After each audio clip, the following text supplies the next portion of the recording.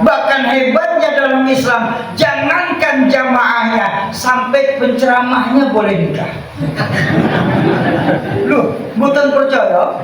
Saudara-saudara kita di luar Islam, ada pemuka agama yang gak boleh nikah. Ya bang ya? Loh, kalau dalam Islam penceramah gak boleh nikah, kalau milih berhenti jadi penceramah.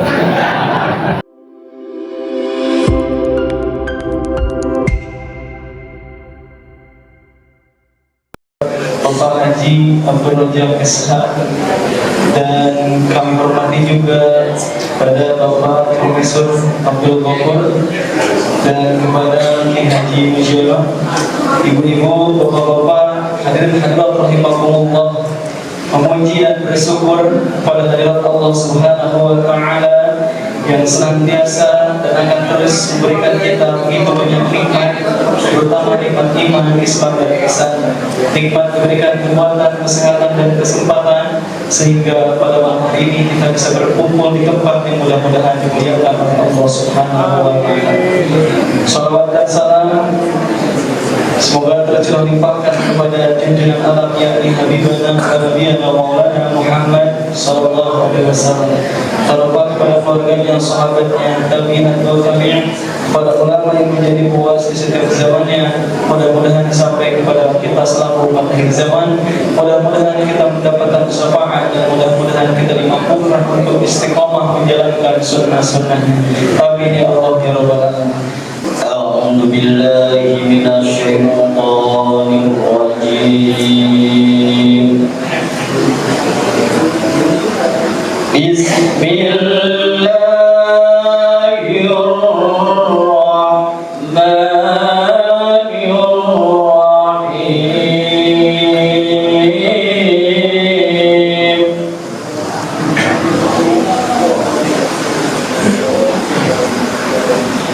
شهر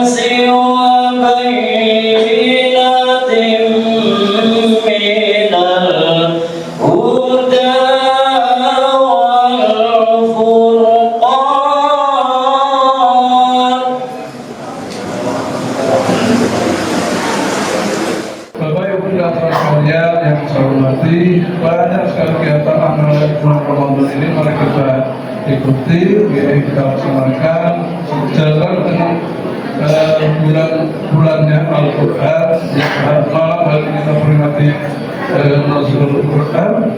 Di setiap sore hari pada sholat asar ini ibu-ibu mengadakan kegiatan simaan Al-Quran. Nanti insya Allah kata kapan ibu-ibu? Dari aku sudah khatam ibu-ibu. Nanti akan dilanjutkan untuk bapak-bapak. Kalau ibu-ibu ini koreknya Ibu Dr. Gajah Nur Asia Alhamdulillah. Nanti kalau bapak-bapak itu koreknya ada Ustaz Muhammad Hilmi, Pak Yabrulubur, ada Ustaz Lutfi, bukannya Pak Priyono, kemudian ada Ustaz Alfian Barak, bukannya Pak Kepala. Ini hampir remaja di rumah kamu sudah jadi. Alhamdulillah. Oke, nanti akan bertambah. Alhamdulillah. Dan segera selamat datang, marhaban, ahlan wasahlan, dan Bapak Haji Muhammad Salki. Alhamdulillah.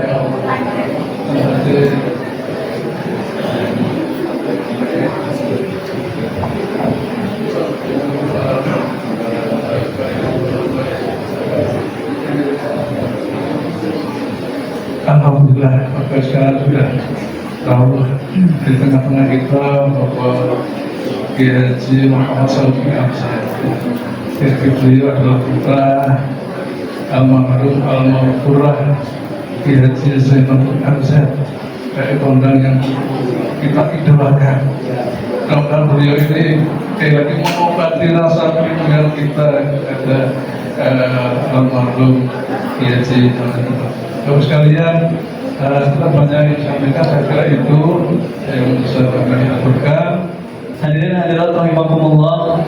Alhamdulillah Al-Mukarram Kiai Haji Muhammad Sauki MZ sudah berada di tengah-tengah kita. Kami ucapkan ahlan wa sahlan wa marhaban bihudurikum kepada beliau. Insyaallah akan tibalah saatnya acara inti pada malam hari ini. Maka dari itu, mari kita sama-sama siapkan lahir dan batin kita untuk menerima setiap pentayan hikmah yang akan disampaikan oleh beliau. Untuk selanjutnya, kami serahkan untuk memandu berjalannya acara pada malam hari ini kepada tim BWA Badan Wakaf Al-Quran untuk memimpin dan melanjutkan berjalannya acara pada malam hari ini. Bismillahirrahmanirrahim. Assalamualaikum warahmatullahi wabarakatuh. Alhamdulillahirabbil alamin, wassalatu wassalamu ala asrofil anbiya'i wal mursalin sayyidina wa maulana Muhammadin wa ala alihi washabbihi ajmain, amma ba'd. Sebelum sama-sama kita mendengar tausiah dari Kiai Sauki, mohon izin ibu-ibu yang di luar bisa agak merapat, bapak-bapak yang di teras bisa agak maju lagi, ini masih bisa satu shot, mohon izin. Nah, kita akan menyimak video profil beliau sambil bapak ibu bisa maju ke depan. Kasihan yang di luar nanti tidak bisa melihat beliau, jauh-jauh dari Jakarta, obat kangen kita supaya panjenengan bisa mengikuti dengan seksama. Assalamualaikum warahmatullahi wabarakatuh.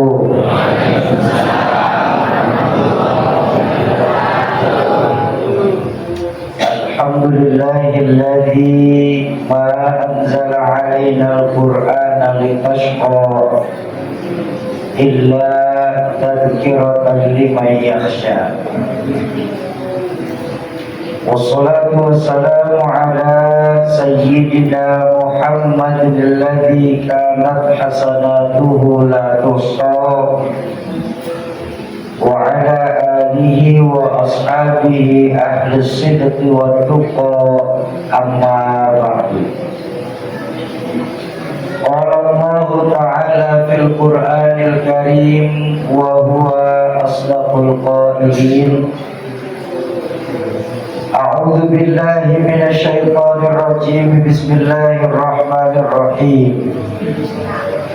Qalu subhanaka la ilma lana illa ma 'allamtana innaka antal alimul hakim.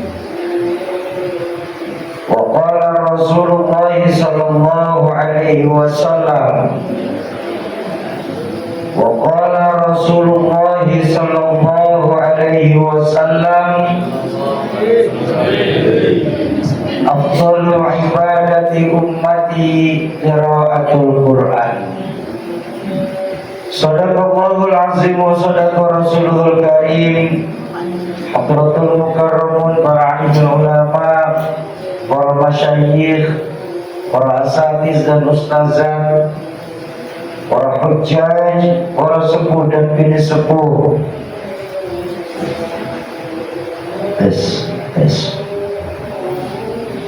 Wabil khusus untuk Ketua Takmir Masjid Al-Istighfar, panjenenganipun Al-Mukarram Abaji Razak Abdul Razak, orang tua kula pengasuh Majelis Taklim, panjenenganipun Romo Profesor Dr. Haji Abdul Ghafur MAG,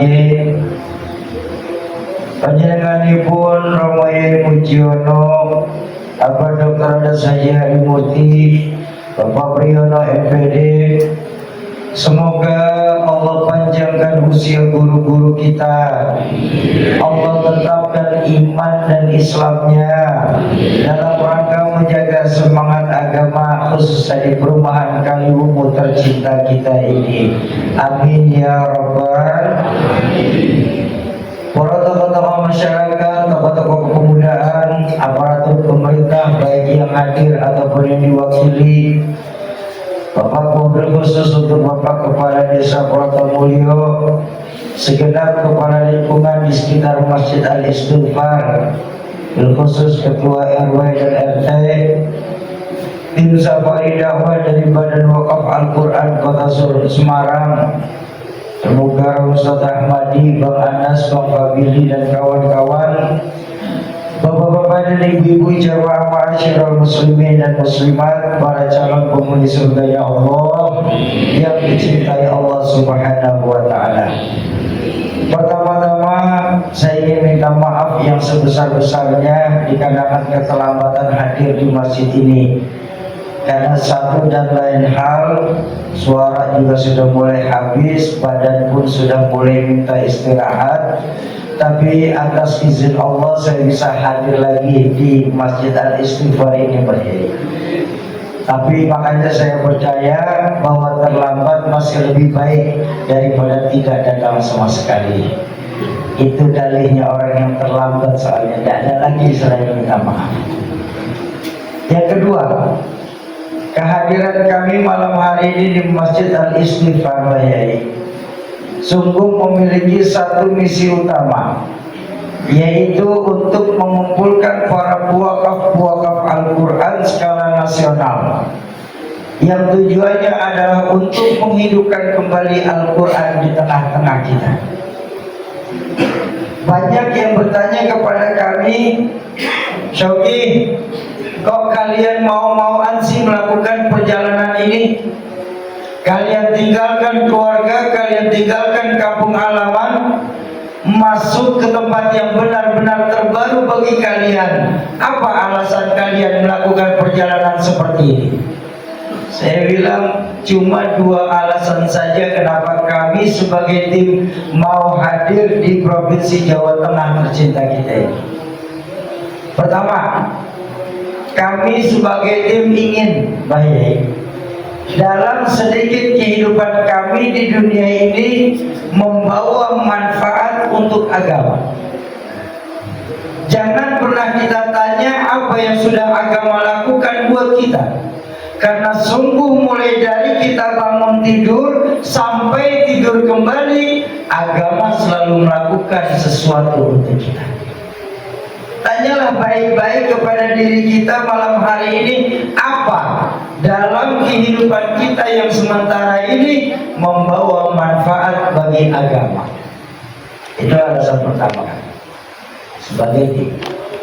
Yang kedua, alasan kami, kami percaya bahwa panjenenganipun sedaya pun merasakan belakangan ini kita di Indonesia sedang mengalami yang namanya darurat Al-Quran. Banyak dari kita umat Islam sekarang ini dengan dalih modernisasi tidak lagi menjadikan Al-Quran sebagai pedoman dalam kehidupan kita. Padahal apapun yang kita cari dalam kehidupan ini, baik kehidupan di perumahan Kaliwungu Indah ini atau nanti kehidupan di akhirat, semua sudah tertulis rapi di dalam Al-Quran. Bahkan saya minta maaf, saya minta ridho. Kalau kita mau jujur, nggak usah kita lah. Saya sendiri pribadi berani berkata, tidak pernah ada satu kitab suci agama manapun yang begitu detail menjelaskan proses manusia, perjalanan dari mulai alam ruh, alam rahim, alam dunia sampai kondisi surga dan neraka di dunia ini, kecuali Al-Quran. Tapi sayang beribu sayang, berapa banyak kita di Kendal ini hanya menjadikan Al-Quran tidak lebih sebatas hiasan dinding rumah belakang. Bahkan saya minta maaf, saya minta ridho kalau ada yang tersinggung malam hari ini. Berapa banyak kita masyarakat di perumahan Kaliwungu indah ini yang hanya menjadikan Al-Quran tidak lebih sebatas mahar pernikahan saja.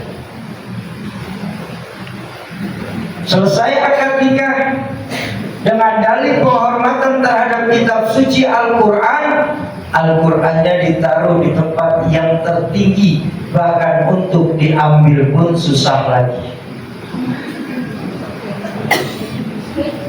Kapan Quran kira-kira bisa turun ke tengah-tengah masyarakat? Biasanya awal-awal Ramadan. Kita cuma bisa teori, tapi kita tidak pernah bisa praktek. Teori dalam kehidupan kita, kita yakini bahwa Al-Quran sebagai imam kita, betul? Kalau Al-Quran imam kita, maka kita sebagai umat Islam adalah makmum dalam sholat. Kira-kira makmum yang ikut imam atau imam yang ikut makmum? Makmum yang ikut imam. Kalau memang kita makmum Al-Quran imam, kita makmum harus ikutin imam. Apapun yang diperintahkan Al-Quran, maka kita sebagai makmum wajib dan konsekuen untuk menjalankan apa yang diperintahkan Al-Quran. Betul? Tapi tengoklah dalam praktek kita sehari-hari, Pak. Ya Allah, Al-Quran memerintahkan pergi ke barat, kita jalan ke timur. Al-Quran memerintahkan kita sholat 5 waktu, tapi sayang kita di Kaliwungu indah ini sholat kalau ada waktu. Al-Quran memerintahkan kita untuk baik kepada tetangga, tapi yang terjadi hampir setiap hari kita merasa tertombol. Al-Quran memerintahkan kita membaca Al-Quran setiap hari, tapi kita membaca Al-Quran sekali-kali.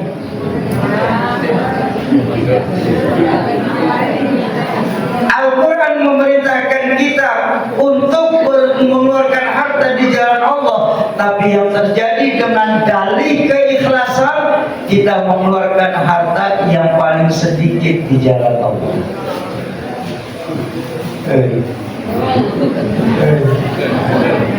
Tanya sama diri kita, apakah benar ada seperti itu? Makanya malam hari ini mengambil keberkahan Ramadan, di mana Ramadan ini unzila fihil Quran, turunnya Al-Quran di bulan Kami ingin mengajak jamaah Masjid Al-Istighfar sudi kiranya untuk mengembalikan lagi kejayaan Al-Quran di tengah-tengah masyarakat Islam itu sendiri. Insya Allah. Ayat sama-sama kita bersalawat asghir. Semoga lewat keberkahan salawat asghir yang kita bacakan, Allah jauhkan Kaliwungu kita dari bencana. Allah jauhkan orang-orang zalim dalam kehidupan kita. Amin ya rabbal alamin. Allahumma salli wa sallim wa barik alaihi. Allahumma salli ala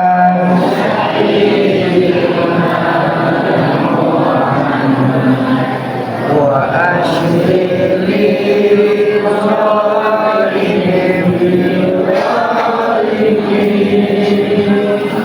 Allah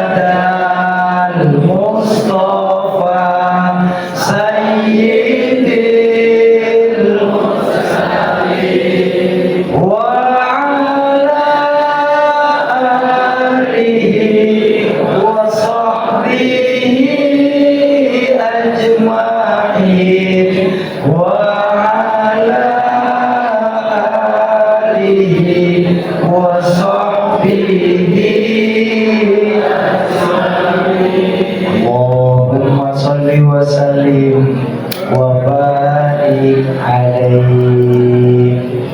Bapak Ibu, semoga harta yang panjenenganipun sedaya keluarkan secara tunai malam ini nilainya dilipat gandakan dari Allah, baik untuk urusan dunia, lebih-lebih untuk urusan akhirat nanti. Amin ya robbal.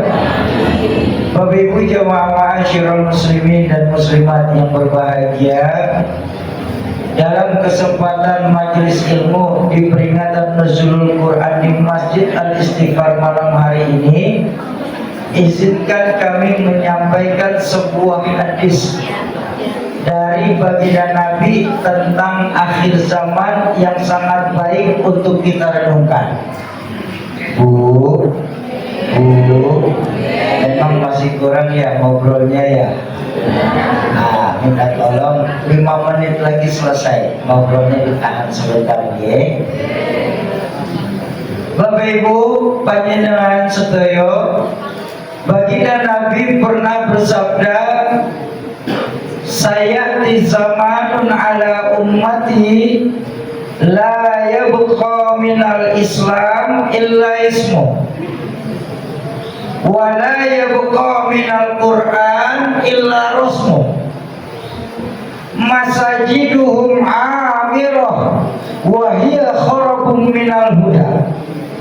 Akan datang nanti zamannya di tengah-tengah umatku itu, di mana saat itu Islam cuma dikenal sebatas cerita, Quran hanya dikenal sebatas tulisan, dan saat itu masjid-masjid bagus, musola megah-megah, tapi kosong dari pancaran sinar hidayah. Malam hari ini Saudara Rahmat minta tolong kita renungkan hadis ini baik-baik. Bapak Ibu, bukankah banyak hadis baginda Nabi yang diucapkan hampir 15 abad yang lalu saat ini mulai terjadi kebenarannya? Kalau tanya, boleh kalau tanya? Boleh saya tanya Pak? Boleh. Masjid-masjid yang ada di sekitaran kita sekarang bagus-bagus apa tidak? Alhamdulillah. Musola yang ada di sekitaran rumah kita sekarang megah-megah apa tidak? Bahkan tadi saya lihat ada beberapa musola kami lewati sudah pakai AC sekarang. Alhamdulillah. Tapi yang saya mau ajak bicara adalah, lihatlah fungsi masjid dan musola yang ada di tempat kita saat ini.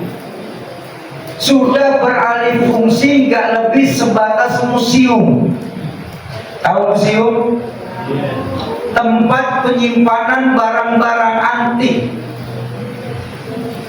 Berapa banyak masjid-masjid kita, nggak usah masjid kita, malam ini coba tengok sebelah-sebelah kita. Rata-rata sekarang penghuni masjid 50 tahun ke atas. Barang antik.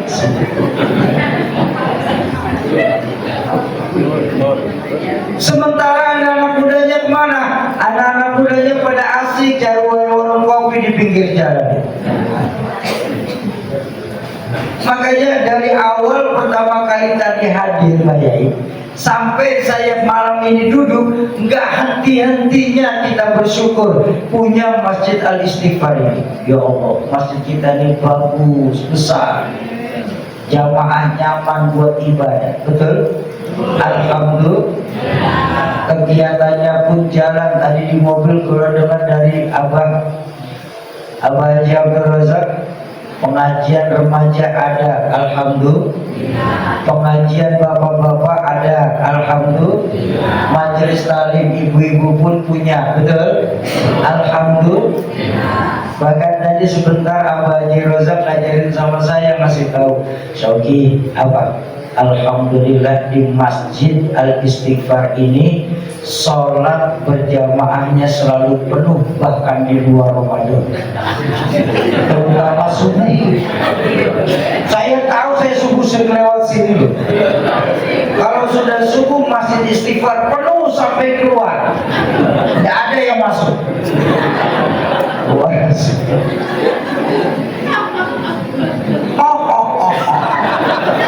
Ini nyengir tapi mikir loh Pak. Karena sekarang sudah mulai terjadi Pak di daerah kita ini Pak. Al-Imam Muhammad bin Idris Asy-Syafi'i ketika hendak masuk satu kampung yang beliau lihat cuma dua perkara Pak dalam perjalanannya. Apa? Masjid masih lebih bagus daripada rumah sekitar, dan anak-anak masih mau memasukkan anak-anak masih mau masuk ke dalam masjid. Imam Syafi'i kalau melihat dua perkara ini dalam satu kampung, hatinya bergembira. Kenapa? Karena Islam masih akan lama yang ada di tempat itu. Kita lupa, baginda Nabi menjadikan masjid sebagai pusat kegiatan umat Pak. Islam mengajarkan umat Islam dengan masjid harus laksana ikan sama air. Ikan sama air nggak boleh terpisah. Dia ngomongin, ada nggak ikan yang bisa sama air? Ada, ikan mau mati.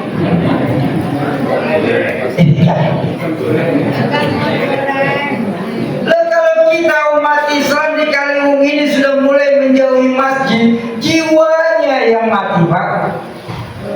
Sementara kalau kita umat Islam jiwanya sudah pada mati. Maaf, kita belajar dari ikan malam hari ini.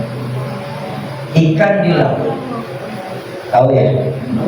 Nah, ada yang Bapak datang, ternyata ikan di air laut itu beragama Nasrani. Bener, yang terbesar Paus. Nggak ada Ustaz masukan.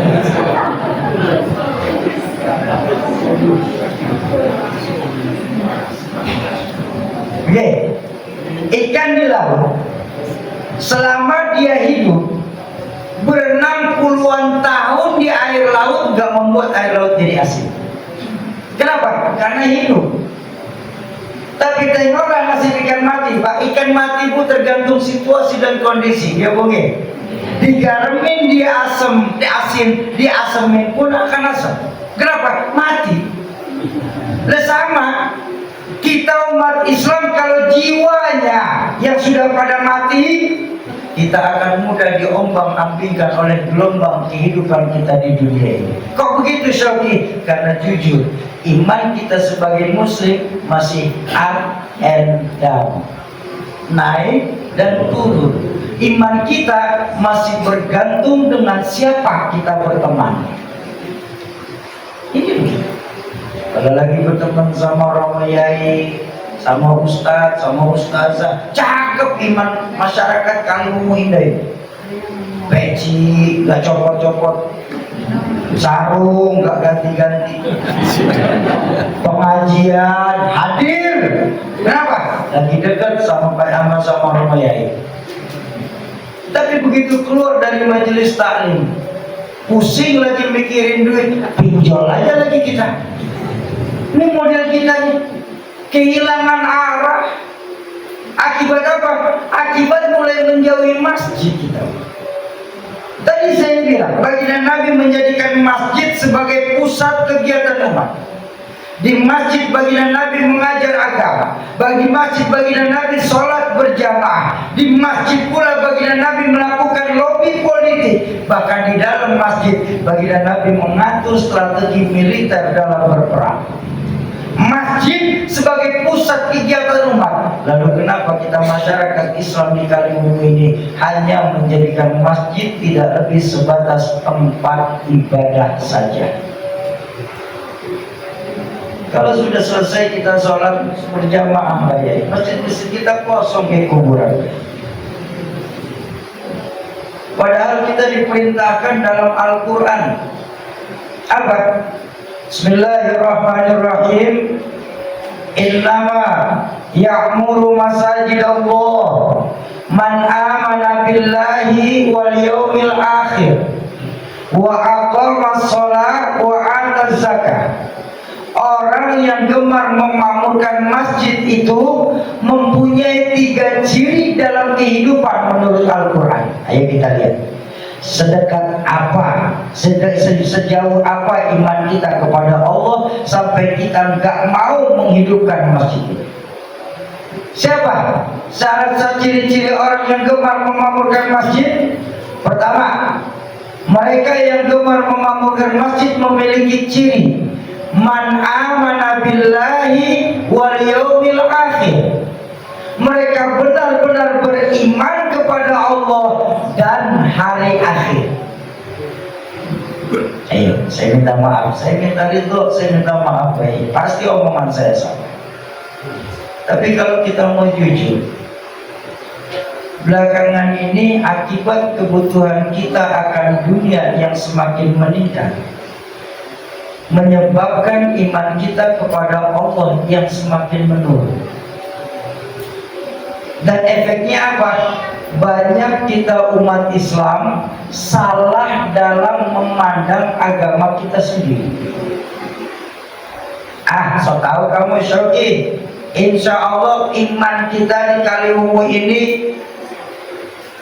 imbang. Betul? Insya Allah iman kita imbang antara dunia akhirat, nggak ada yang berat sebelah. Betul? Bohong.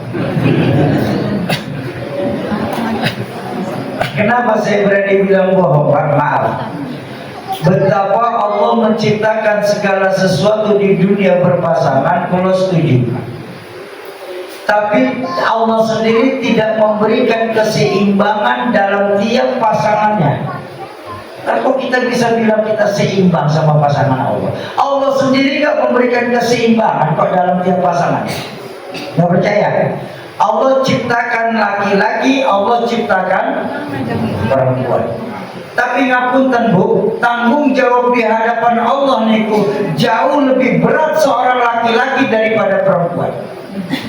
Lo perempuan dalam Islam niku swarga manut neraka. Ya mungkin kita orang laki melakukan salah, Pak, melakukan dosa, yang disiksa cuma kita saja, istri, anak nggak ikut kena siksa. Tapi kalau perempuan yang melakukan dosa, 4 laki-laki di sekelilingnya menanggung azab yang sama. Ya suaminya, ya anaknya, orang tuanya, mertuanya. Adil komuter. Enak aja, adil-adil, imbang-imbang. Allah ciptakan siang, Allah ciptakan malam. Waktu siang ada 3, pagi, siang, sore. Sedangkan malam dari matahari terbenam sampai fajar syuruk malam. Seimbang atau tidak? Seimbang atau tidak? Tidak. Pun sama, Allah ciptakan dunia, Allah ciptakan akhirat. Maaf yang tadi bilang seimbang. Tapi sayang, ketika kita cenderung ngurusin dunia, akhirat kita nggak akan pernah kemana-mana. Tapi dahsyatnya, ketika kita lebih mendahulukan akhirat, percayalah, dunia ini yang akan mengejar kita supaya kita terjebak dalam urusan dunia itu sendiri. Kok bisa begitu Syauki? Sebab janjikan dalam Al-Quran, walal akhiratu khairul laka minal, akhirat itu jauh lebih baik daripada dunia beserta isinya. Oh, berarti kita nggak perlu dunia Syauki. Ya nggak begitu konsep Islam. Makanya saya bilang kita salah dalam memandang Islam. Islam itu tidak mengharamkan dunia, cuma disuruh berhati-hati. Kenapa? Karena Nabi mengingatkan, kafa bil mauti wa'izon, cukuplah kematian sebagai pengingat kita dalam kehidupan di dunia ini. Ish masyikta fa innaka mayyitun, silakan kalian berbuat sekehendak kalian, tapi jangan sampai lupa bahwa kita akan jadi mayat juga nantinya. Ini loh. Apa buktinya Syekh? Kamu berani bilang kita ini salah dalam memandang agama kita sendiri. Saya minta maaf Bapak Ibu, banyak dari kita sekarang ini senang dengan beramal tapi tidak didasari ilmu, atau punya ilmu tapi tidak diamalkan. Ini dua-duanya bohong.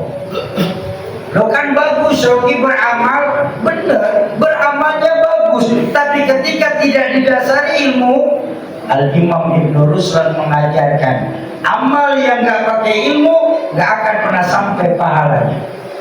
Dan ilmu yang tidak diamalkan akan memintakan nanti pertanggungjawaban di hadapan Allah Qadir Rabbul Jalil. Tidak akan, dalam hadis baginda Nabi mengendikan, tidak akan bergeser kaki seorang hamba di hadapan Allah di yaumil hisab nanti sebelum lolos dari 3 pertanyaan, tentang umur, tentang ilmu, dan tentang harta. Umur kau dapat dari mana? Umur kau habiskan kemana masa muda? Ilmu kau dapat dari mana ilmumu? Tapi tentang harta, saking dahsyatnya 2. Apa? Kau dapat dari mana hartamu? Kau habiskan kemana hartamu? Dapatnya dihisab, habiskannya diazab kalau salah. Makanya dulu kalau panjenengan ingat ucapan orang tua kula, nikmat bisa berubah jadi azab ketika kita tidak mampu bersyukur atas apa yang Allah berikan kepada kita. Apa buktinya Syauki? Kita beramal gak pakai ilmu Syauki. Rasa-rasanya semua sudah sesuai kok. Baik Pak. Ya, pada lemes.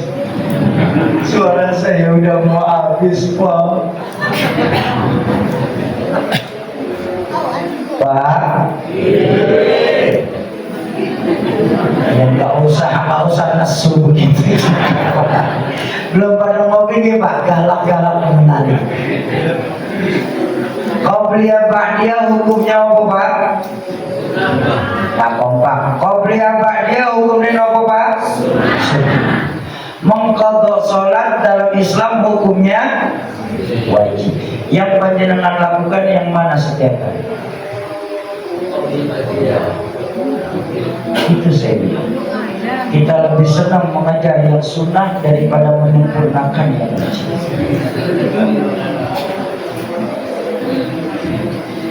Analogi sederhana, bagaimana kita bisa dapat pahala sunnah kalau yang wajib belum sempurna?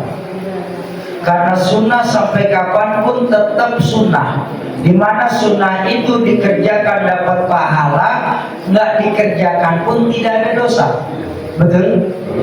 Sunnah itu tidak mungkin bisa menggantikan yang wajib sampai kapanpun. Berapa banyak dari panjenengan yang sudah pernah mengkodok sholat-sholatnya, yang dari balik sampai kemarin pernah ketinggalan sholat. Ini bukti kita beramal tapi nggak pakai ini.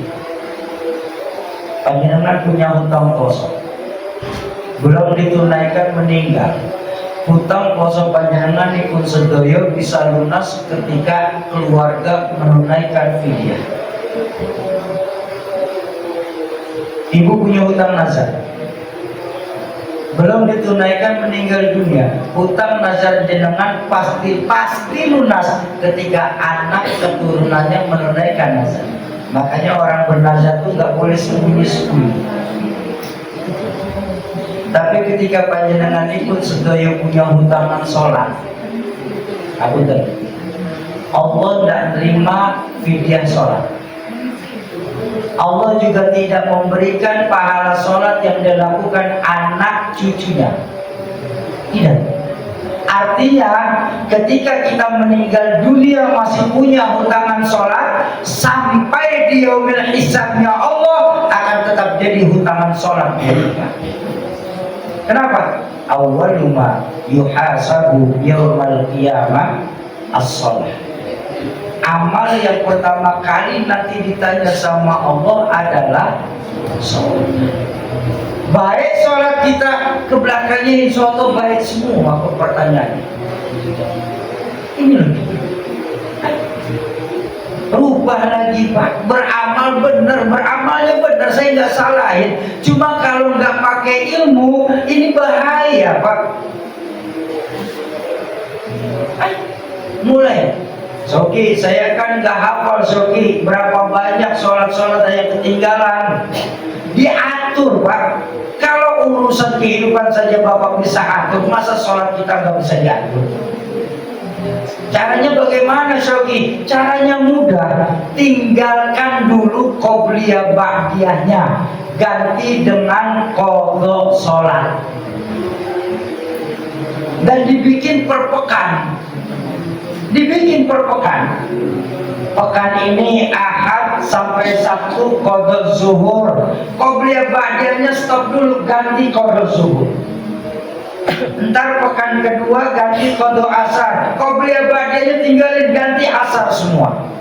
5 pekan jenengan qadha, 70 hari sholat kita sudah sempurna, sudah terlunasi itu 70 hari. Dan hebatnya ngapunten, ba'diyah subuh ada apa tidak?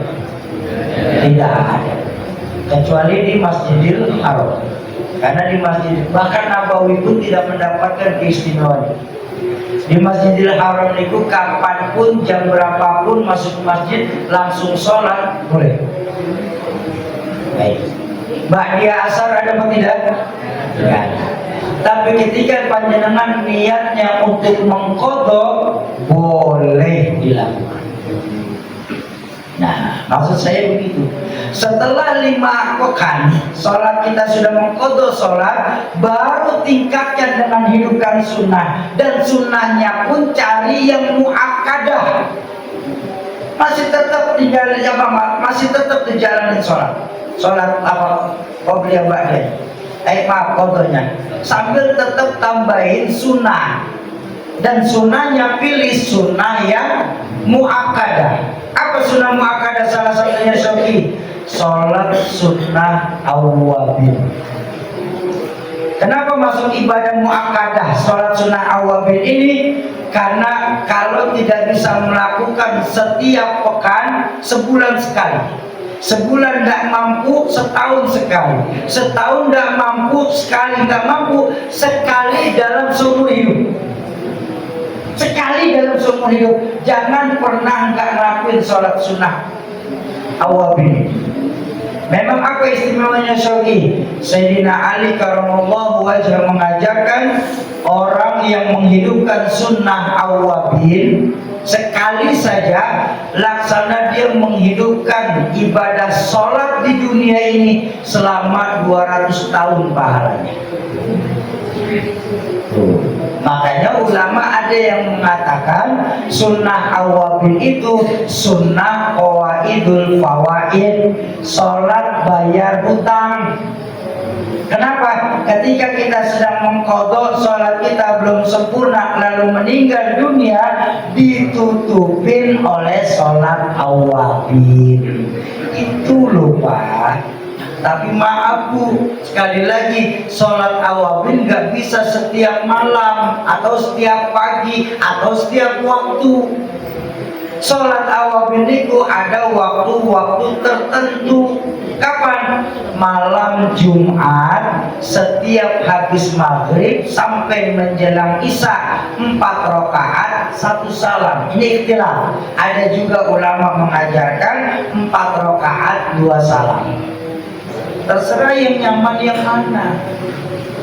Makanya di masjid wakaf umat Islam yang pernah dipertanggungjawabkan oleh almarhum Rahmatul Abrati Zainuddin Bayai, itu sudah mulai 2 bulan terakhir ini menjalankan sunnah awwabin. 2 bulan terakhir. Jadi sebelum yasinan, sebelum turun ke makam, selesai sholat maghrib, ya langsung setelah sholat setelah sholat maghrib langsung sunnah awwabin. Habis itu baru sama-sama jamaah turun ke makam almarhum untuk baca Yasin barengan.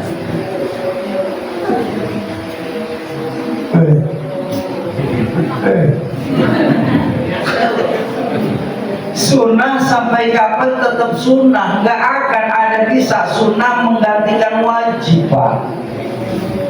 Kenapa? Karena sunnah itu ibarat kita punya sarung, pasti bagian aurat sarungnya bolong. Nah, sunnah nambelin ke bolongan sarung biar bisa dipakai sholat lagi. Itu sunnah.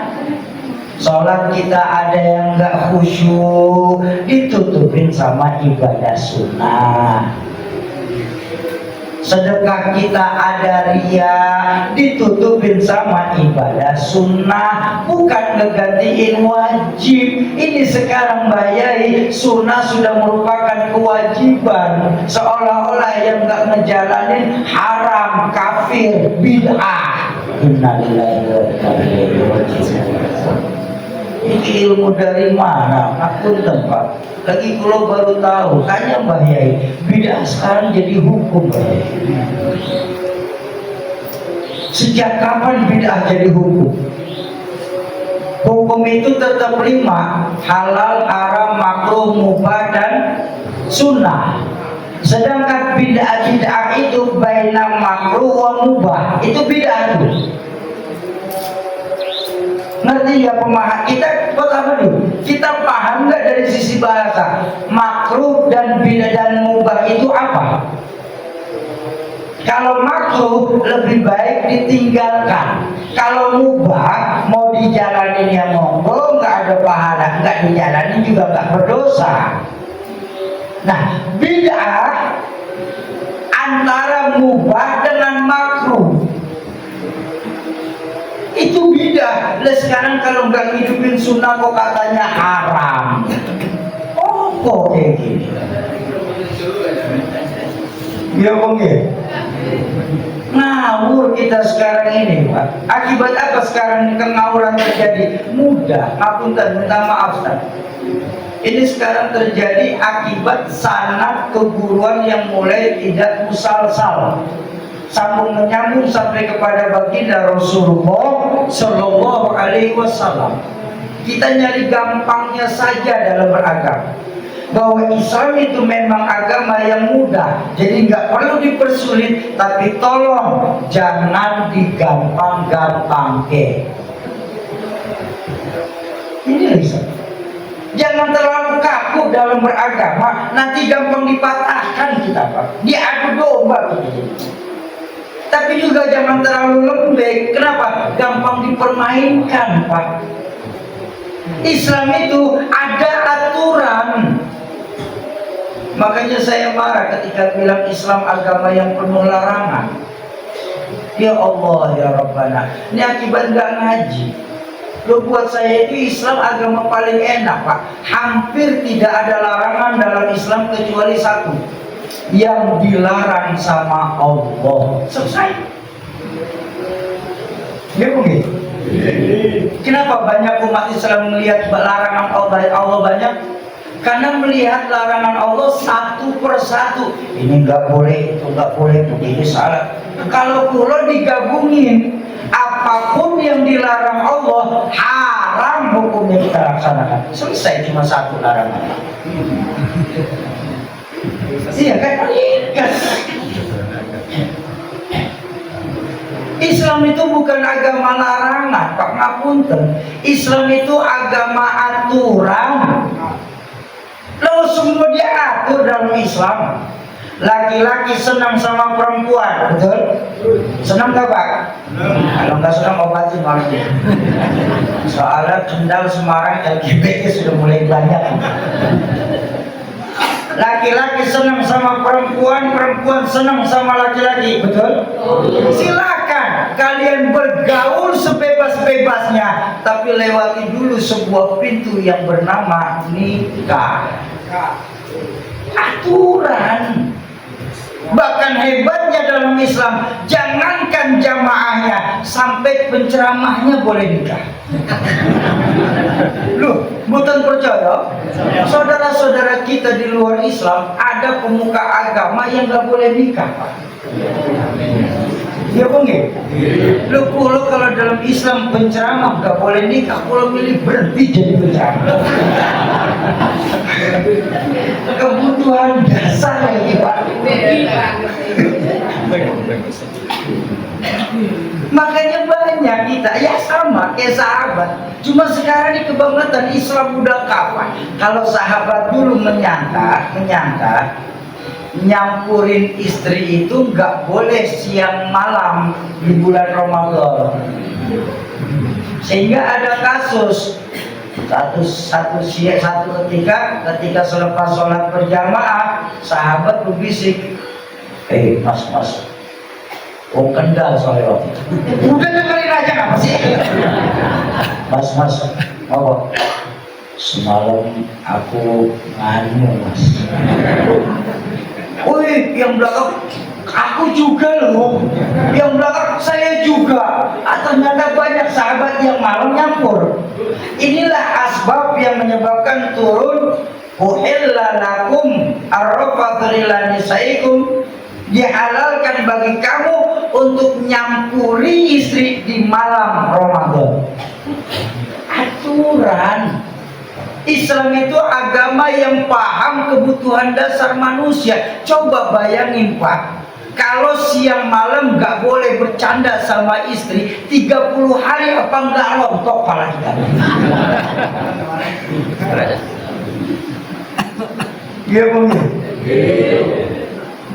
Itu loh indahnya Islam. Cuma kita salah lihat, kita salah kaprah. Akibat apa? Akibat kita sekarang belajar agamanya lewat Google.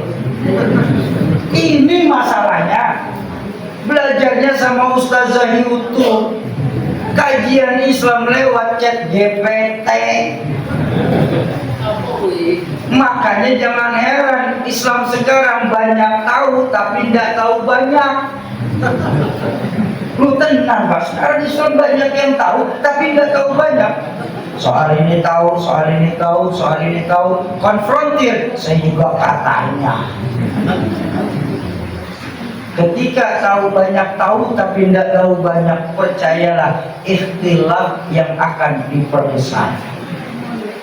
Ini bahaya. Orang sekarang ngomongin agama, udah nggak pakai ilmu. Sekarang ini memang sudah min akhir sa'ah sekarang, min alamati sa'ah. Apa contohnya Shoki? Contoh salah satu tanda akhir zaman niku, kathirul khutbah wa qalilul hukam.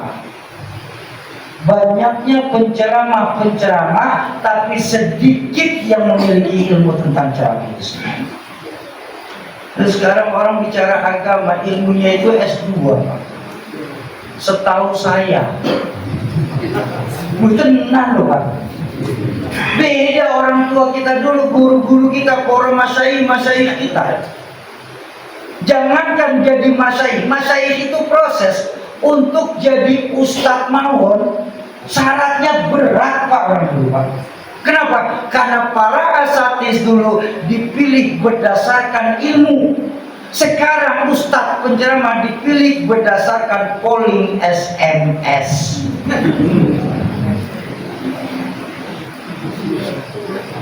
Loh, ayo kita balik flashback tahun 60 sampai 80. Orang niku kalau mau jadi ustadz beratnya luar biasa Pak. Boleh tanya sama Mbak Yai. Minimal 3-6 tahun di luar khidmah. Di luar khidmah itu pesantren. Ya. Kalau orang tua masih ada keluasan rezeki, diberangkatin dulu ke tanah suci Mekah Madinah saat itu. Kenapa? Saat itu masih belum banyak Wahabi di Mekah Madinah. Belum terkontaminasi oleh gerakan Wahabi. Maka belajar hadis langsung di sana. Ummul Qura dulu paling bagus Pak ilmu hadisnya. Sambil ngaji kepada Abu Ya Muhammad bin Ali bin Abbas Al-Maliki. Tahun 60 sampai 80. Saya ingat sekali. Karena saya diceritain sama guru saya, Mu'alim Syafi'i Azami. Saya diceritain sama guru saya, Yahya Abdurrahman Nawawi.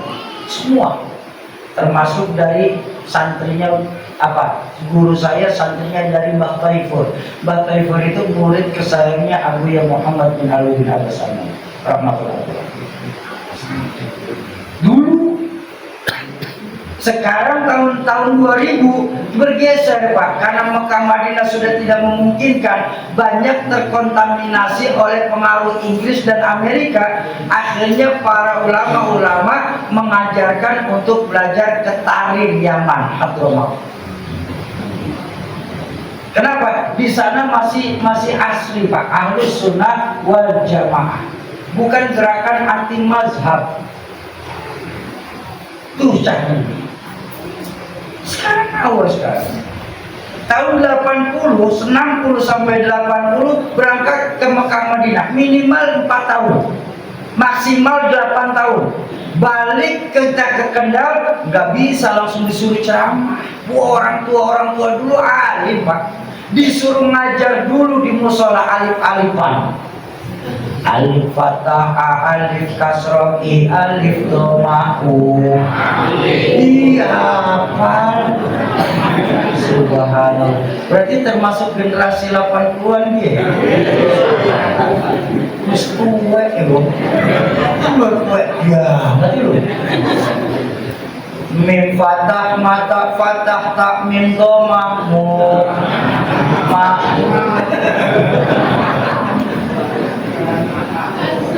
Dulu dari ketika dulu tuh. Lalu ketika mulai orang tua percaya naruh anak di musolanya, mulai dah diundang untuk mimpin Yasin Tahlil.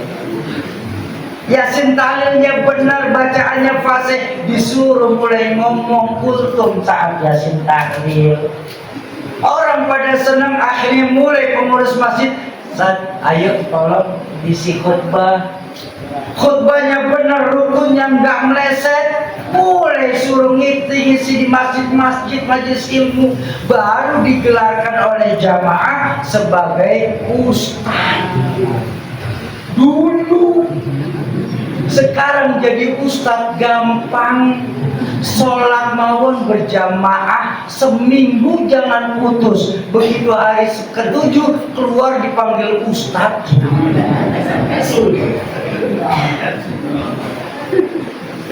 Ayo lihat kapan bayai. Sedih sekarang. Bayangkan, khutbah Jumat saja sudah pada banyak yang meninggalkan rukunya. Tolah-toleh itu masuk kalau imam. Makanya saya bilang, kita ini bersyukur Islam itu diajarkan Nabi dengan cara yang mudah. Kalau mau kita kaku Islam, macam saudara-saudara sebelah kita, pokoknya kembalikan kepada sunnah dan Quran, itu kan kaku. Kalau memang kita mau kaku-kakuan Pak, jadi robot kita Pak. Loh kenapa? Sholat Jumat gak ada yang sah loh Pak. Demi Allah sholat Jumat kita nggak ada yang sah. Imam Syafi'i mutlak, untuk syarat sah Jumat itu 40 ahli Jumat. Saya tanya, dari jamaah ratusan yang sholat Jumat, berapa banyak yang ngerti tentang ahli Jumat? Yang kedua, khatib menurut mazhab Imam Syafi'i wajib ahlul qaryah, nggak boleh ngambil dari kampung orang. Kita janganlah terlalu kaku. Ya kalau ustadz sendiri di kampung situ setiap Jumat, ya ngantuk juga jamaah. Nggak begitu, nggak kaku Islam itu Pak. Islam itu fleksibel. Sekali lagi, Islam itu agama aturan, bukan agama larangan. Betul? Lawang pakai peci saja kita diatur oleh Islam. Itu hebatnya Islam. Tidak ada agama manapun yang mengatur penggunaan topi bagi para pengikutnya kecuali Islam. Benar gimana? Mau datang pengajian, mau jagongan, mau ceramah, pecinya lurus. Kenapa? Rapi. Orang senang melihat. Ketika orang senang melihat karena Allah, maka dalam pandangannya Allah turunkan rahmat. Pahala memandang orang alim, Pak. Tapi begitu masuk masjid al-istighfar, mau sholat berjamaah, angkat sedikit. Kenapa? Karena jidat bagian dari sujud.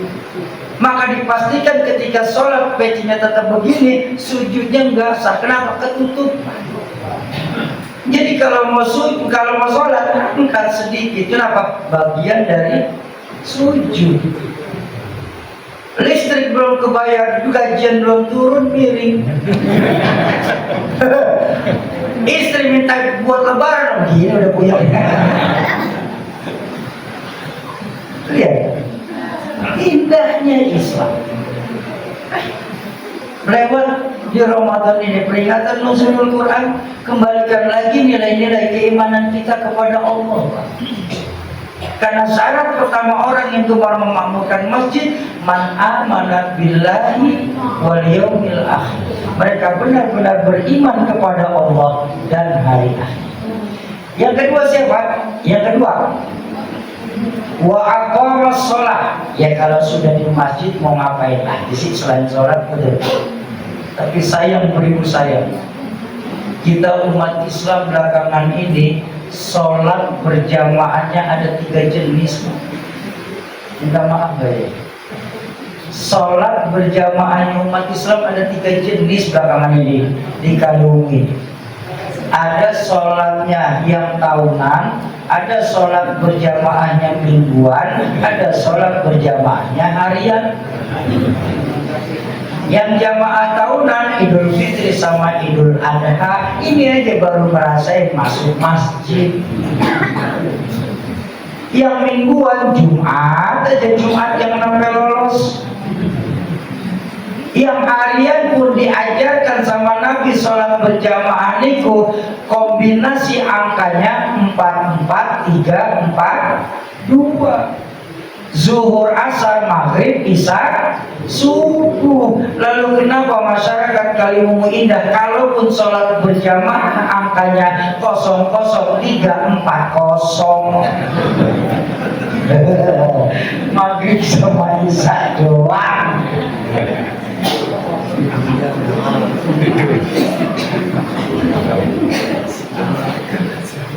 Kita bisa membangun masjid, tapi kita tidak mampu untuk menghidupkan masjid. Makanya kalau lagi kesempatan, bisa bikin materi. Kalau berkesempatan hadir di instansi pemerintahan, terutama Kementerian Agama, hadir di agnia, orang-orang wong suci. Kulo selalu bilang cuma satu, stop pembangunan masjid yang ada di Indonesia ini. Indonesia sudah terlampau banyak masjid. Yang tidak ada di Indonesia itu cuma jamaahnya. Daripada panjenengan bangun masjid sampai miliaran rupiah, ya, karena kita salah dalam mengamalkan masjid dan ada salah dalam mengamalkan hadis. Hadis Nabi-nya nggak salah, Pak. Ngamalinnya yang salah kita. Barang siapa yang membangun satu masjid akan diberikan bangunan satu di dalam surganya Allah. Ramai-ramai kita bangun masjid sampai masjid itu kosong, Pak. Saingan-saingan sekarang. Saudara yang punya cita-cita, saya bilang, yang mau punya cita-cita bangun masjid, jangan. Kalau mau bangun di dalam rumah musola. Untuk kebutuhan kita sholat sunnah. Sholat wajibnya tetap di masjid. Lebih baik kalau memang duitnya sudah siap, kasihin ke masjid-masjid yang ada untuk bikin program supaya masjid bisa ramai.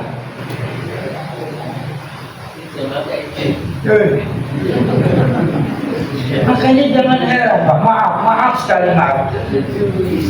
Sehebat-hebatnya baginda Nabi saja dalam berdakwah itu dikawani oleh 5 karakter sahabat. Dan ini representatif masyarakat kita, umat Islam.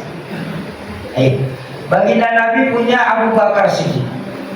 Siapa Sayyidina Abu Bakar? Orang tua bijaksana. Islam bakal hebat kalau ada orang tua yang bijaksana, bukan orang tua yang nesuan. Bisanya nyalain anak-anak muda, nggak bisa benerin. Ini repot juga nih Pak. Anak muda, salah, kamu salah. Yang benar bagaimana Pak? Au. Ya kan begitu Pak, andalan orang tua kepada anak muda Pak. Sebelum kau lahir saya sudah lahir. Ini kan orang tua nesuan Pak, hati-hati, cepat mati nesuan. Jangan biarkan anak muda ini mengisi kebebasan untuk menghidupkan masjid dengan caranya. Zaman kita dengan zaman sekarang sudah beda Pak. Bagaimana anak muda mau masuk ke dalam masjid kalau yang tua selalu larang-larang dan selalu menyalahkan tanpa bisa memperbaikinya? Baginda Nabi punya Sayyidina Abu Bakar. Selesai? Belum. Baginda Nabi juga punya Sayyidina Umar, seorang pemberani. Islam bakal hebat kalau ada macam orang kayak Umar di tengah-tengah kita. Mau ngapain kamu? Mau bikin acara nuzulul Quran. Terus ada yang berani membid'ah-bid'ahkan nuzulul Quran. Ayo samperin, saya pengen lihat batang hidungnya bagaimana tuh. Tuh Umar tuh. Umar, jadi aman kita ibadah. Tapi jangan banyak-banyak. Ini kebanyakan Umar marah-marah mulu juga. Baginda Nabi punya Utsman bin Affan. Siapa Utsman bin Affan? Orang kaya yang dermawan.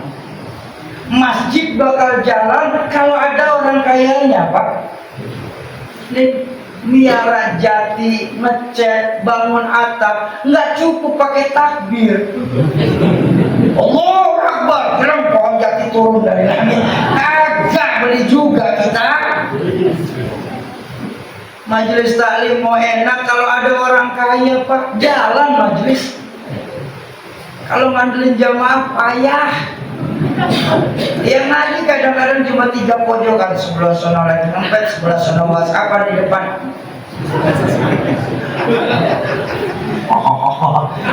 Ini nyata.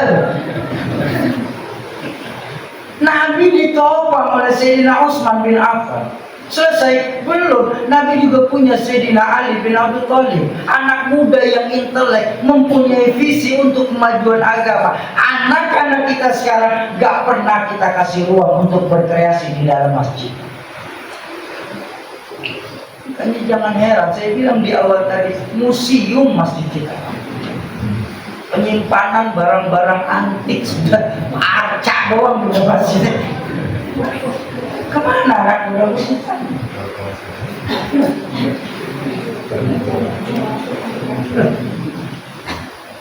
Kenapa saya bilang anak muda penting Pak? Maaf, kalau ngikutin umur kita paling bisa berapa tahun sih Pak? Ketika kita meninggal dunia, nggak ada regenerasi, habis Islam Pak di sini. Lalu masjid apa bagus-bagus fungsinya? Mau dijadikan kontrakan?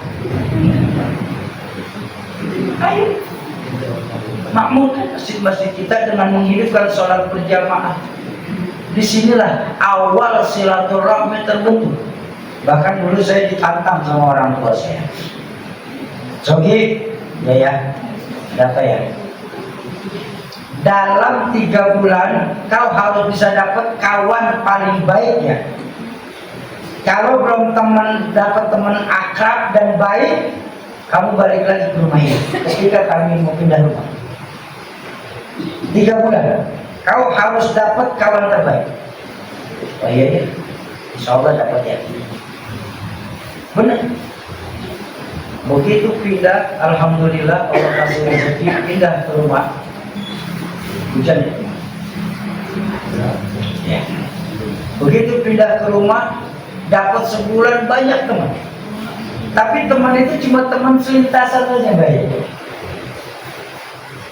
Nggak ada yang akrab, nggak ada yang saya nilai baik, cuma selintasan. Assalamualaikum Sofi, gimana kabarnya? Besok kuliah ini. Semua tuh. Wah ini bukan kawan ini. Saya datang ke masjid, saya sholat berjamaah di masjid bareng-bareng, tetap kayak masih belum ketemu. Ketemu, Pak, saya udah putus asa. Ini sebentar lagi masuk bulan ketiga, saya harus laporan bagaimana kehidupan saya di kampung baru saya ini. Begitu mau masuk bulan ketiga, saya sakit. Nggak bisa bangun. Di saat teman-teman, tetangga-tetangga saya nggak ada yang nengokin, yang pertama kali nengokin saya adalah masyarakat masjid. Saya baru sadar, oh ini ternyata pesan dari ayah, cari teman yang baik. Karena teman yang baik itu yang selalu mengingatkan kepada Allah Subhanahu. Carilah kawan yang bisa membuat kita benar, bukan yang membenarkan perbuatan kita. Ayo makmurkan masjid dengan sholat berjamaah. Dan yang ketiga terakhir, ciri-ciri orang yang gemar memakmurkan masjid di Gopo, mengeluarkan harta di jalan Allah Subhanahu wa ta'ala. Ada dua Bu, saya berani berkata, kenapa saya bilang jangan jadikan duit sebagai alasan utama. Pertama, yang gak punya duit itu kita, tapi Allah Tuhan kita maha pemberi rezeki. Ini dulu nih, di malam Ramadan ini diperlihatkan nuzulul Quran ini. Yang kedua, malam ini kami nggak minta secara tunai, justru mengambil keberkahan Al-Quran dan Ramadan. Malam ini kami mengajak panjenenganipun sedoyo untuk membuktikan langsung praktek atas apa yang sudah dijanjikan baginda Nabi dalam hadis, innamal a'malu binniyat wa innamal likulli imri'in ma nawa. Segala sesuatu berasal dari niat dan Allah pasti memberikan apa yang sudah kita niatkan. Bu, bidadari surga. Dalam Islam itu jangankan berbuat baik, niat saja kan dapat pahala. Betul apa betul? Salah. Amal gak pakai ilmu. Tidak semua niat Bu menghasilkan pahala. Contoh, saya niat sholat subuh di Al-Istighfar Kendal. Bagus nggak niat saya? Bagus. Tapi sampai qomat subuh saya belum keluar dari penginapan saya di Semarang. Maka saya belum mendapatkan pahala niat saya, Pak. Walaupun niat saya baik, mana? Lalu Shoki, pahala yang dapat niat yang dapat pahala bagaimana Shoki? Dijelaskan oleh guru saya Al-Mukarram Kiai Haji Robin Dongkal dalam kitab Iqna di bab niat. Itu gamblang sekali Pak di situ. Ya walaupun semua ada titik bab niat, tapi kalau ngaji sama Kiai Robin Dongkal itu lebih jelasnya di situ. Di Iqna itu dijelaskan niat yang menghasilkan pahala itu wajib dibarengi dengan ikhtiar. Artinya apa? Kalau niat di hadapan panjenengan malam nanti subuh sholat di Masjid Al-Istighfar. Lalu habis sahur jam 3:30 saya keluar dari penginapan saya menuju Masjid Al-Istighfar Kendal. Tapi di pertengahan jalan ban kendaraan saya pecah, menyebabkan saya nggak bisa datang untuk sholat subuh. Nah, baru saat inilah ketetapan Allah saya diberikan pahala subuh berjamaah Masjid Al-Istighfar sebanyak jamaah yang datang ke masjid untuk sholat subuh pagi hari itu. Paham dulu? Makanya malam ini kami ingin mengajak Bapak Ibu untuk niat saja. Ambil pahala niatnya. Caranya bagaimana Shoki bentuk ikhtiarnya? 3. Kami tidak minta tunai. Izinkan kami 3. Pertama, mencatat nama, nomor telepon, dan niat. Ini niat pun sunnah muakkad. Nggak boleh disebutkan selain di tempat ini. Malu Shoki, nanti saja di rumah, jangan. Karena dalam fikih beda tempat sudah beda amal. Ya, beda tempat beda amal. Malu Syauqi nanti saja di rumah. Malam ini nggak ada rumah-rumahan. Sebutin saja. Kalau malu Syauqi dalam hati boleh kok. Memang siapa di antara kita mungkin ada, tapi sedikit. Nggak semuanya bisa membaca hati kita masing-masing. Lalu kita aja masih kecelek sama hati kita. Jadi sebutin saja. Saya niat untuk orang tua saya yang sudah meninggal dunia, fulan bin fulan. Saya niat wakaf Al-Quran ini untuk kesehatan badan saya. Karena Nabi mengajarkan dawu mardokum bisodaqah. Obati penyakit yang ada di badan kita dengan mengeluarkan sedekah, mengeluarkan harta di jalan. Atau bahkan untuk hajat dunia.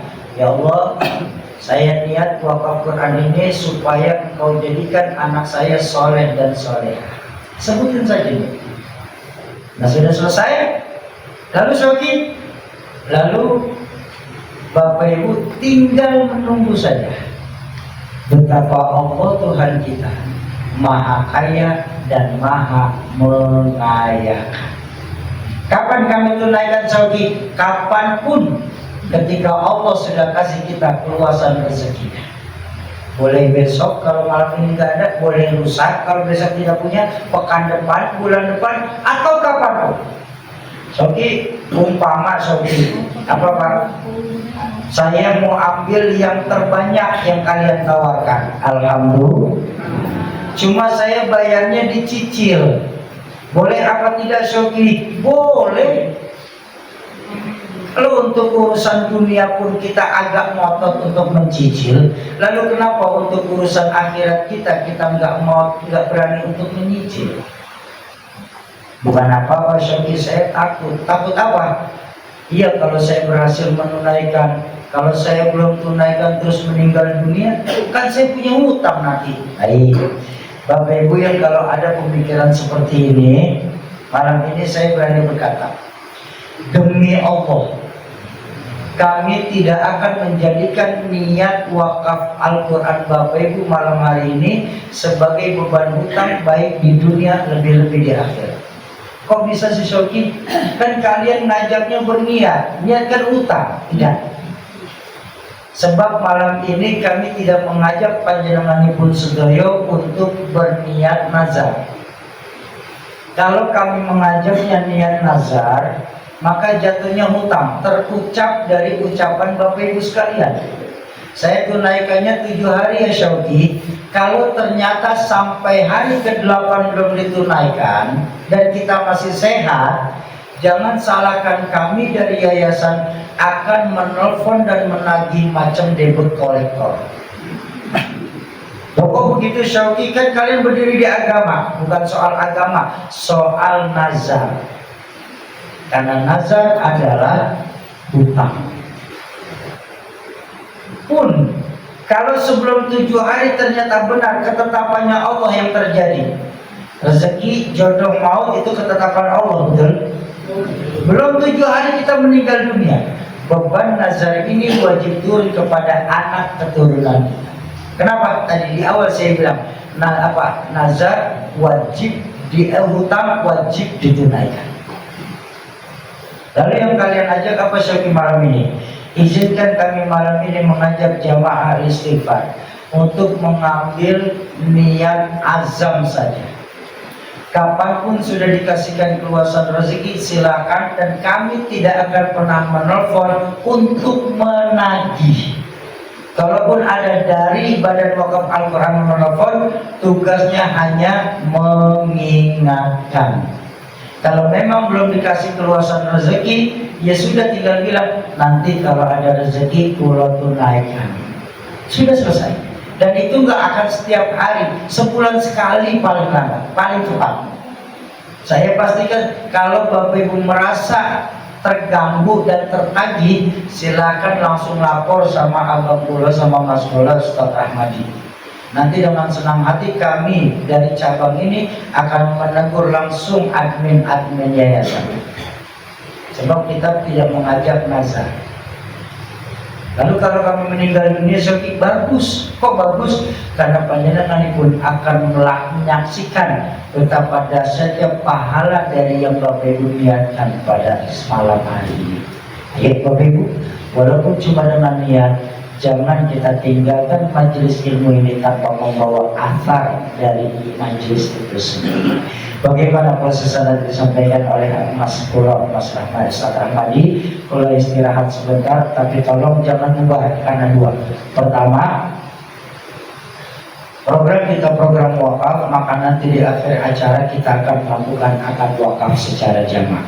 Karena wakaf yang tidak berakad, maka pahala yang sampai kepada kita adalah sedekah. Sedangkan sedekah pahalanya temporer, wakaf yang berakad itu pahalanya akan terus bersambung kepada sampai di yaumil hisabnya Allah Subhanahu wa taala. Yang pertama. Yang kedua, jangan biasakan pulang sebelum ditutup sama doa. Soki kalian kelamaan, malam ini kami minta maaf kalau terlalu lama karena bawa program yang durian. Tapi besok-besok ketika Pak Yai, guru-guru kalau sedang ngajar di Masjid Al-Istighfar, mohon jangan biasakan kita bubar sebelum ditutup sama doa. Kenapa? Karena keafdalan satu majelis itu ada saat pembacaan doa yang Bapak Ibu aminkan. Disitulah momentum keberkahan turun, doa dijawab dan dikabulkan oleh Allah. Bangunnya kita dari majelis Al-Istighfar ini dapat jaminan ampun dari Allah atas segala dosa-dosa kita. Bapak Ibu, sesuai dalam syariat Islam, ada 3 perkara dalam Islam yang wajib menggunakan akad. Apabila 3 perkara ini tidak didasari dengan akad, maka gugurlah kebaikan yang ada di dalamnya. Pertama nikah, yang kedua jual beli, dan yang ketiga wakaf. Malam hari ini baik secara terang-terangan ataupun nanti secara sembunyi-sembunyi, Bapak Ibu sudah mau ikut berniat wakaf, maka tugas kami sebagai badan penyelenggara adalah mengikat niat wakaf panjenengan ini pun sedaya dengan akad. Akadnya pun tidak susah. Akadnya nanti ketika Bapak Ibu mendengar ucapan kami sampai di kalimat berkah dunia akhirat, kami cuma mohon tolong aminkan. Tapi dalam hati mengucap, ini wajib terucap Ibu, karena dalam akad itu ada ijab, ada qabul. Ijabnya dari kami badan penyelenggara, qabulnya Bapak Ibu sendiri yang mengucap. Bagaimana ucapannya Syauki? Cukup panjenengan pun ucapkan, saya ikhlas, saya ridho, saya berwakaf Al-Quran. Dan segitu saja. Saya ulang, ketika nanti Bapak Ibu mendengar ucapan saya sampai di kalimat berkah dunia akhirat, kami cuma mohon tolong aminkan, seraya dalam hati mengucap, saya ikhlas, saya ridho, saya berwakaf Al-Quran. Paham ya?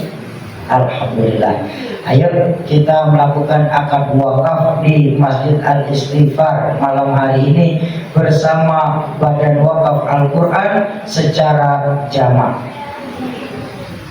Bismillahirrahmanirrahim. Assalamualaikum warahmatullahi wabarakatuh.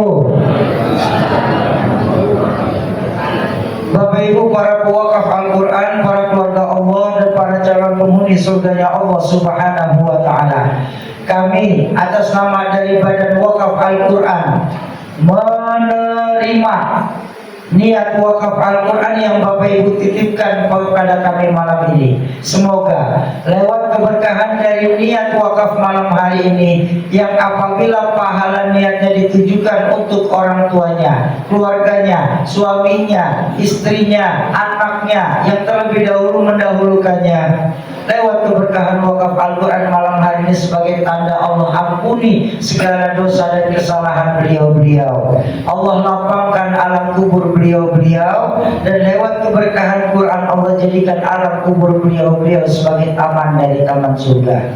Yang kedua, apabila niat wakaf malam hari ini dikhususkan sebagai kesembuhan penyakit, baik buat dirinya, orang tuanya, keluarganya, suaminya, istrinya, anaknya, Allah yang menjanjikan dalam Al-Quran, wa nunazzilu minal Qur'ani ma huwa syifa. Sungguh kami turunkan Al-Quran ke dunia ini sebagai penyembuh, yang penyembuh penyakit zahir, lebih-lebih penyembuh penyakit batin. Semoga lewat keberkahan dari niat wakaf Al-Quran malam hari ini sebagai asbab, apabila ada para wakaf Al-Quran yang sedang sakit, Allah angkat segala penyakitnya, Allah sehatkan kembali jasmaninya, Allah kumpulkan lagi di tengah-tengah keluarga tanpa kurang satu apapun.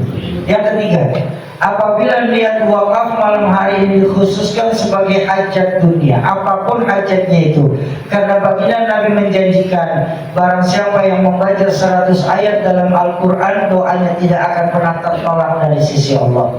Semoga lewat keberkahan wakaf, niat wakaf Al-Quran Bapak Ibu, yang nanti akan dibaca oleh para penerima-penerima wakafnya, sebagai tanda apabila ada para pewakaf yang sedang punya hajat, Allah percepat terkabul hajatnya, Allah gampangkan segala urusannya, Allah luaskan jalan rezekinya, Allah mudahkan arah usahanya. Lewat keberkahan Al-Quran, Allah jadikan anak keturunan pewakaf, anak keturunan soleh dan soleha. Serta lewat keberkahan Quran, Allah jadikan rumah tangga para pewakaf sebagai rumah tangga yang membawa berkah dunia sampai akhirat.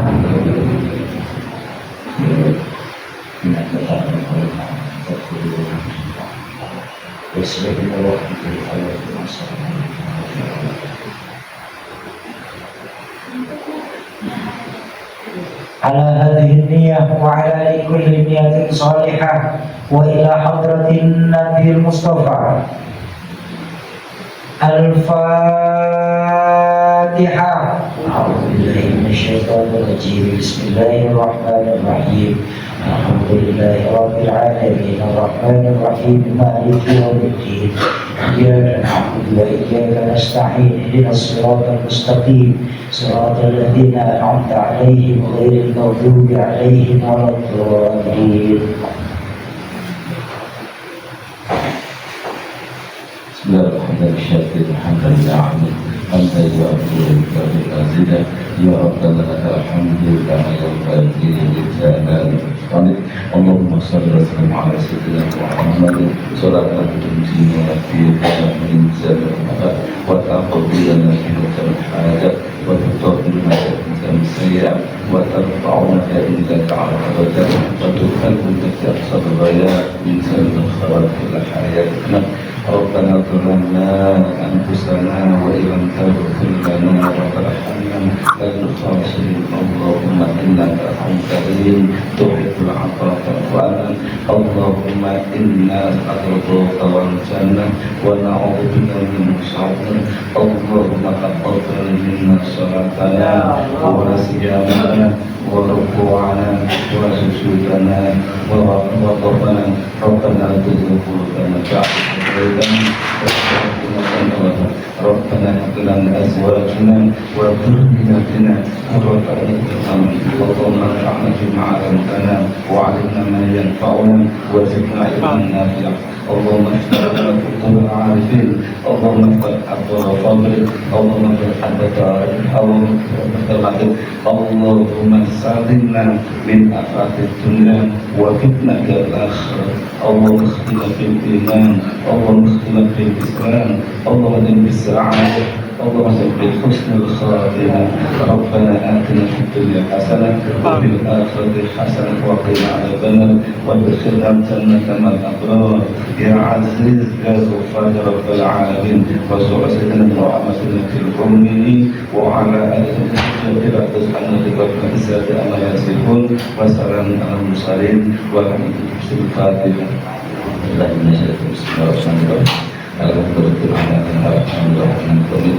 Iyyaka na'budu wa iyyaka nasta'in.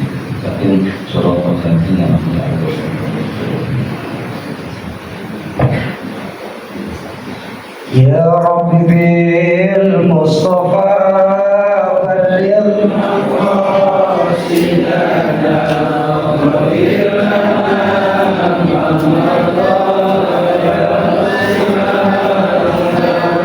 wa huwal habibul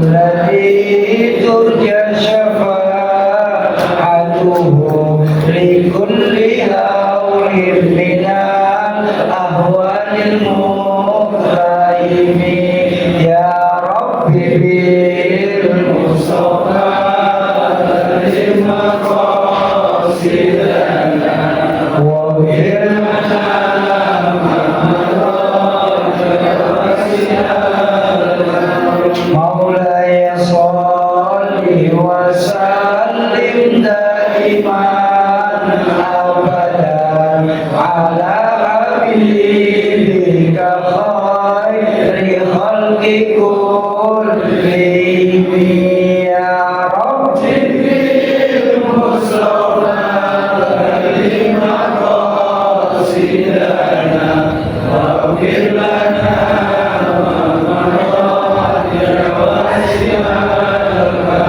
Allahumma salli wa sallim wa barik alaih. Bapak Ibu, waktu juga yang mengisahkan, insya Allah nanti di pekan depan guru pula yang akan orang tua pula yang akan menyambung tentang hadis akhir zaman, di mana Islam cuma dikenal sebatas cerita, Quran hanya dikenal sebatas tulisan, dan masjid bagus tapi kosong dari pancaran sinar hidayah. Kepada Allah kami banyak beristighfar dan bertobat atas segala ucapan maupun tingkah laku pula yang kurang berkenan di hadapan Bapak Ibu. Mohon bukakan kepada kami pintu ridho dan maaf yang seluas-luasnya. Dan mudah-mudahan kita semua sampai disampaikan pada akhir Ramadan, kita keluar semua sebagai pemenang-pemenang Ramadan yang akan dikumpulkan di dalam surga-surganya Allah, dikenal sebagai umat baginda Rasulullah yang berdiri bersama Al-Quranul Karim. Hadanallahu wa iyyakum minal ajma'in.